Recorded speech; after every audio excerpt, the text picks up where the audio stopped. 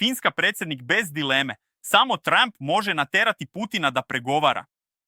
Aleksandar Stab otkriva, Trump mu je još na golfu postavio pitanje mogu li verovati Putinu? Odgovor ne, ali sada pokušava ponovo. Trump se sprema za sastanak s Putinom u Mađarskoj. Zelenski podržava, rat treba da stane uz Trumpovu pomoć. Stab kaže da štap, a ne šargarepa, dovodi Rusiju za sto. Predlaže da EU iskoristi zamrznutih 200 milijardi evra ruskih sredstava kao pritisak u mirovnim pregovorima. Finland nikada neće priznati Krim ni Donjeck i želi Ukrajinu u EU i NATO.